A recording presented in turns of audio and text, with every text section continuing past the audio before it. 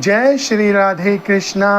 आप सबका हमारे YouTube चैनल जीवन का सही आधार में हार्दिक स्वागत है।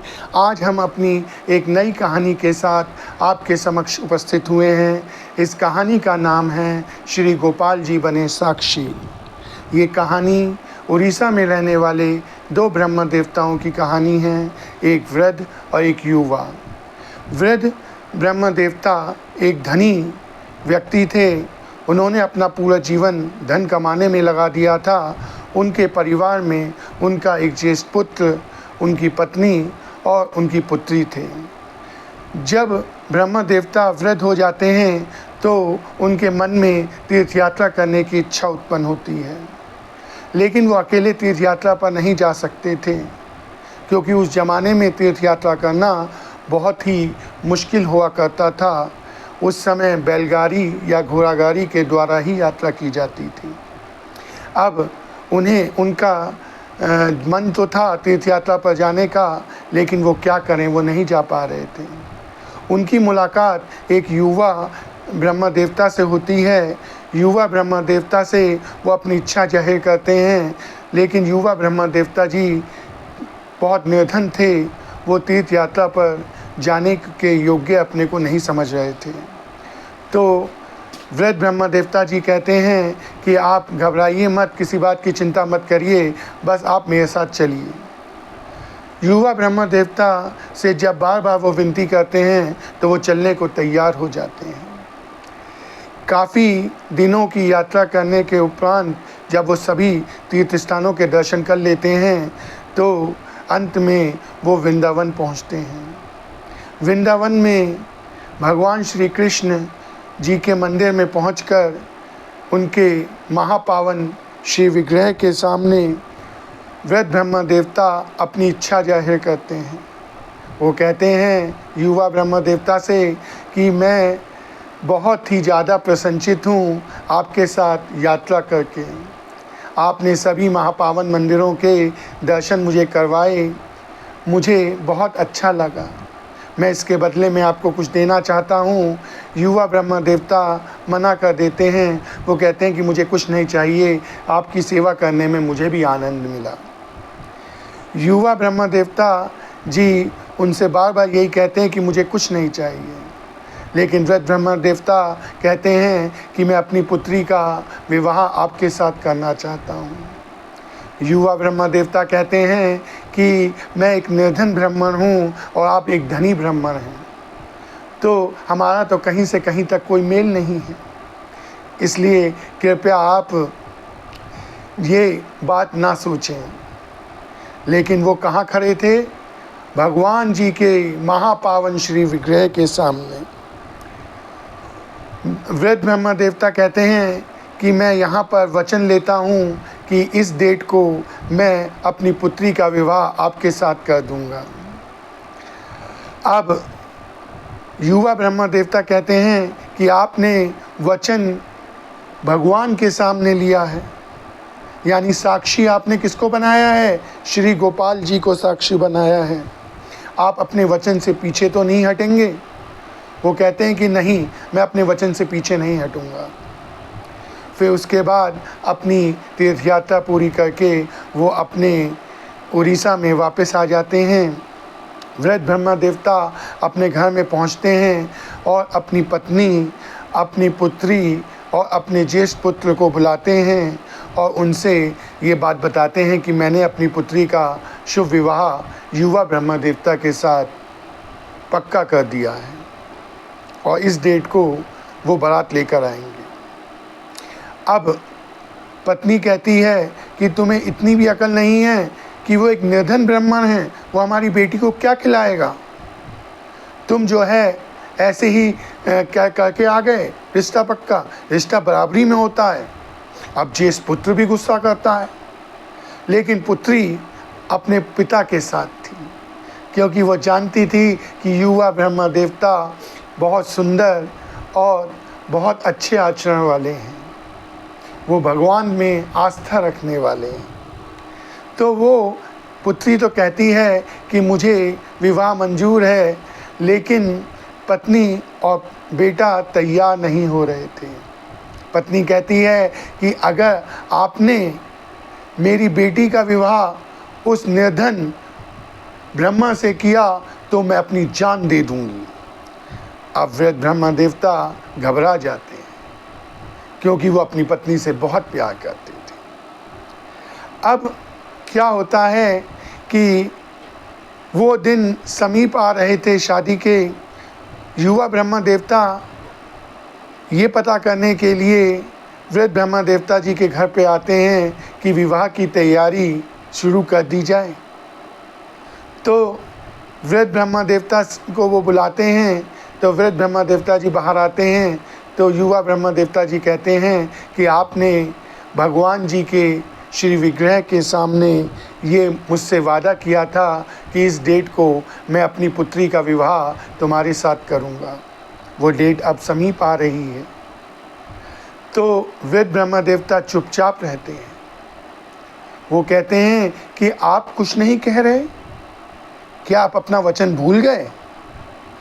इतनी देर में जो उनका बेटा था वृद्ध ब्रह्मा देवता का, वो बाहर आता है और वो कहता है कि तुमने मेरे पिताश्री जी को ठगा है। तुमने तीर्थ यात्रा के बहाने इस जमीन जायदाद पर कब्जा करने का एक प्लान बनाया है। तुमने जानबूझकर उनके सामने ऐसी परिस्थितियां रख दी जिससे कि मेरे पिताश्री जी ने भगवान जी के श्री विग्रह के सामने ये तुम्हें वचन दिया है, निकल जाओ यहाँ से। अब युवा ब्रह्मा देवता जी को इस बात का बड़ा दुख लगता है कि भगवान के सामने वचन देने के बाद भी वृद्ध ब्रह्मा देवता कुछ नहीं बोल रहे।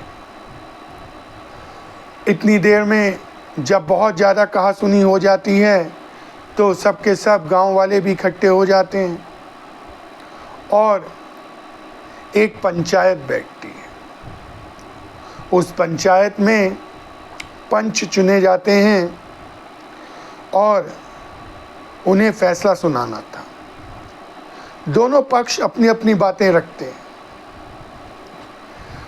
अब युवा ब्रह्मा देवता जी कहते हैं कि वृद्ध ब्रह्मा देवता जी ने श्री कृष्ण भगवान जी के समक्ष ये वादा किया था कि वो अपनी पुत्री का विवाह मेरे साथ इस डेट को करेंगे, लेकिन अब वो अपने वचन से पीछे हट रहे हैं।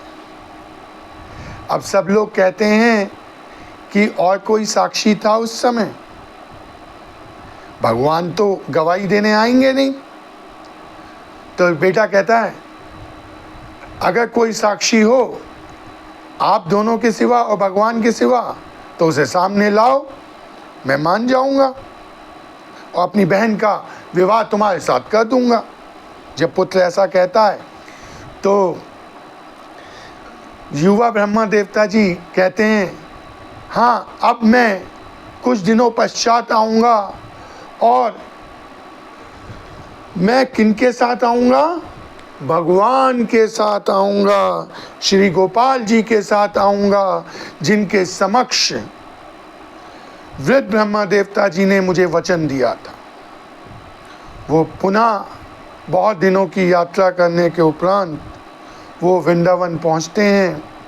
वृंदावन में उसी महापावन मंदिर में वो जाते हैं और श्री गोपाल जी के श्री विग्रह के सामने वो अपने दुखड़े को सुनाते हैं कि आपके समक्ष 6 महीने पहले वृद्ध ब्रह्मा देवता जी ने जो अपनी पुत्री का विवाह मेरे साथ करने का वचन दिया था वो उससे अब वो मुकर रहे हैं। इसमें मेरा ही अपमान नहीं है, सबसे पहले आपका अपमान किया है उन्होंने। और मैंने तो आपके समक्ष उस समय साफ मना कर दिया था कि मैं जो है विवाह नहीं कर सकता, क्योंकि ज़मीन आसमान का फ़र्क है। वो धनी है और मैं निर्धन हूँ, लेकिन फिर भी उन्होंने वचन दिया था। अब आपको साक्षी बनकर मेरे साथ चलना होगा। जब भगवान अपने सच्चे भक्त के ऊपर ये विपदा आते हुए देखते हैं तो हम सब के मालिक श्री कृष्ण भगवान जी के श्री विग्रह में से एक आवाज़ आती है कि मैं साक्षी के रूप में तेरे साथ चलूँगा तो, लेकिन मेरी एक शर्त है कि तू आगे आगे चलेगा और मैं तेरे पीछे पीछे आऊँगा, और मेरी उपस्थिति का आभास तुझे पैरों में बंधे हुए घुंघरूओं की आवाज़ से होगा। लेकिन पलटकर तूने अगर देखा तो मैं पुनः श्री विग्रह में परिवर्तित हो जाऊंगा। अगर तुझे मंजूर है तो मैं तेरे साथ साक्षी बनकर चलने को तैयार हूँ। अब युवा ब्रह्मा देवता जी कहते हैं मुझे मंजूर है, आप बस मेरे साथ चलिए। युवा ब्रह्मा देवता आगे आगे चल रहे थे और पीछे पीछे हम सब के मालिक श्री कृष्ण भगवान जी चल रहे थे। वो जब गांव के समीप पहुंचने वाले थे, अचानक घुंघरूओं की आवाज आनी बंद हो गई। अब युवा ब्रह्मा देवता जी ने सोचा कि भगवान हमारे पीछे पीछे नहीं आ रहे हैं, यानी मेरे पीछे श्री कृष्ण भगवान जी नहीं आ रहे हैं, उन्हें ऐसा आभास होता है और वो पीछे पलटकर देख लेते हैं। जैसे ही वो पीछे पलटकर देखते हैं तो श्री कृष्ण भगवान जी, श्री गोपाल जी फिर श्री विग्रह में परिवर्तित हो जाते हैं। अब वो बहुत रोते हैं। वो कहते हैं कि मैंने बहुत बड़ी गलती कर दी, मैंने आपके ऊपर अविश्वास किया। अब मैं कैसे सबको ये यकीन दिलवाऊंगा कि आपके समक्ष वृद्ध ब्रह्मा देवता जी ने वचन लिया था। लेकिन भगवान तो कृपा निधान है, दयालु हैं, कृपालु हैं। वो युवा ब्रह्मा देवता जी से फिर कहते हैं कि तुम सबको यहाँ ले आओ, क्योंकि अब गांव दूर नहीं है। तो वो भागते हुए जाते हैं युवा ब्रह्मा देवता और सभी को उस स्थान पर ले आते हैं जहाँ पर भगवान जी का श्री विग्रह स्थापित हो चुका था। अब युवा ब्रह्मा देवता जी भगवान के श्री विग्रह के सामने नमस्कार करके, नमन करके कहते हैं कि अब आप वो सब बातें बतलाइए जो वृद्ध ब्रह्मा देवता और मेरे बीच में आपके महापावन श्री विग्रह के सामने हुई थी। भगवान सारी बातें सबके सामने बताते हैं, सब हैरान होते हैं। पहले तो वृंदावन में जो महापावन मंदिर में स्थापित श्री विग्रह यहाँ तक चल के आए, और उसके बाद युवा ब्रह्मा देवता के साक्षी भी बने हैं। तो सबको यह पता चल जाता है कि क्या क्या बातें उस समय वृद्ध ब्रह्मा देवता और युवा ब्रह्मा देवता के बीच हुई थीं, और पुत्र को भी अपनी गलती का आभास हो जाता है। वो अपनी बहन का विवाह युवा ब्रह्मा देवता के साथ करने के लिए तैयार हो जाता है, और यहीं पर कहानी पूर्ण होती है। अब ये कहानी एक सत्य घटना पर आधारित है, और आज भी साक्षी गोपाल जी का मंदिर उड़ीसा में स्थापित है। बहुत भव्य मंदिर बना हुआ है। अगर आपको ये कहानी अच्छी लगी हो तो चैनल को कृपया सब्सक्राइब कर दीजिएगा, वीडियो को लाइक कीजिएगा और ज़्यादा से ज़्यादा शेयर कीजिएगा। सब बोलो जय श्री कृष्णा, जय श्री राधे कृष्णा।